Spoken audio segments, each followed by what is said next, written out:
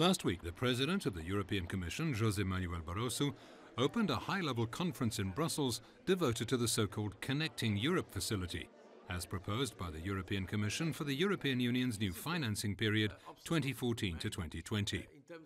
With up to 50 billion euros, the Connecting Europe facility could become a key instrument for targeted infrastructure investment in transport, energy and internet to ensure the smooth functioning of the single market and boost sustainable growth, jobs and competitiveness across the European Union. Addressing the participants, President Barroso said, "The Connecting Europe facility is about far more than the specific projects. It's a European solution to a European challenge." So Europe needs to connect to compete. It also needs to connect to grow. To support growth, to help generate jobs everywhere in Europe, our citizens need open access to ideas, markets, to the resources necessary to produce. All too often, they are hindered because the infrastructure networks across Europe are incomplete, inefficient, or simply inexistent. These projects, so energy interconnectors, cross-border transport links, broadband in every home, need to have a transnational dimension. And in some cases, even a real pan-European dimension to fully reach their goal of enhancing our overall competitiveness. And one thing we need to ensure is that we escape from the narrow vision of evaluating the benefits from the Connecting Europe facility at a purely national level. Business leaders and policymakers attending the conference strongly supported an ambitious Connecting Europe facility and underlined its strong European added value and potential to attract private investment.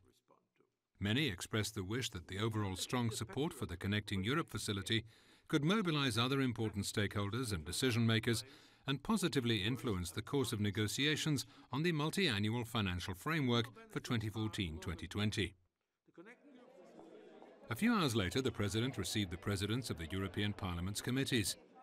The annual meeting is an important stepping stone before the adoption of the Commission's 2013 work programme on the 23rd of October, and is a concrete expression of the special partnership between the two institutions. It provides an opportunity for committee chairs to assess the implementation of the 2012 work programme and to signal their policy preferences and expectations for the coming year. On Wednesday, President Barroso and the College held talks with Irish Prime Minister Enda Kenny and several senior government ministers. Ahead of Ireland's 7th presidency of the Council of Ministers, leaders agreed that the top priority must be growth and discussed the Commission's proposal for a banking union, the multi-annual financial framework negotiations and other priorities. During the talks on growth, President Barroso stressed that the European Commission has a growth strategy called Europe 2020, which sets out practical ways we can breathe new life into our economies. Regarding the Commission's proposals for a banking union, President Barroso said that both he and the Taoiseach were determined to see the single supervisor in place as soon as possible. Leaders also agreed on the importance of continuing to fight high levels of youth unemployment. A priority would be to establish a youth guarantee scheme and a framework for vocational training before the end of the year.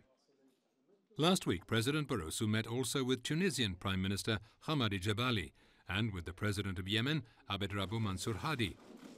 In his bilateral talks with both leaders, he welcomed the latest political development in these countries and reaffirmed the European Commission's political and financial support to peaceful and democratic transition in the Arab Spring countries. On Friday, the President travelled to Bratislava, Slovakia, to attend the Friends of Cohesion meeting. The President stressed that this high-level meeting, attended by 11 Prime Ministers of the cohesion countries, was coming at a crucial moment in political negotiations on the budget for 2014-2020. He said that the European Commission remained fully committed to an effective cohesion policy, but he also invited the participants to take a positive and proactive approach on Commission proposals related to modernisation, thematic concentration, conditionality and partnership. In a strong call for unity, President Barroso urged both the Friends of Cohesion and the Friends of Better Spending to unite in the European Council as the Friends of Growth, sustainable growth. It is important to reunite the different parties of Europe.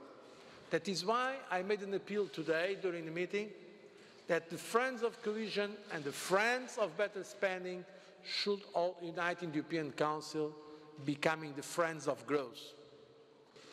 And the European budget is the most important instrument we have at European level for targeted investment in growth. On the same day, President Barroso travelled to Valletta, Malta, where he participated in the first 5+5 dialogue summit since the Arab Spring, gathering 5 southern European countries with 5 North African countries. Leaders from both sides of the Mediterranean pledged to jointly tackle new common security challenges and called for strengthening collaboration in the fields of security, defence, immigration and the economy. In the margins of the high-level meeting, the President met with Maltese Prime Minister Laurence Gonzi. The two leaders exchanged views on the economic agenda of the upcoming European Council of October 18th and 19th. President Barroso said a blueprint for a banking union and supervision of the banking system will be presented at the European leaders' meeting as part of measures to raise confidence in the euro currency. On Sunday, paying a visit to Jordan, President Barroso met with His Majesty King Abdullah II. They had the opportunity to discuss the state of play of EU-Jordan relations, the progress made by Jordan in political and economic reforms, and to exchange views on the latest regional developments, notably on Syria and the Middle East peace process. The President also visited a newly opened school at Zaatari refugee camp in northern Jordan. Accompanied by UNICEF Executive Director Anthony Lake, the President announced that the European Union granted to the UN Children's Fund a further 4.6 million euros for emergency education programs in Jordan, benefiting Syrian refugee children as well as children of host communities. The donation covers teacher training and salaries, school fees, textbooks, school equipment and refurbishment, support for children in need, and other costs.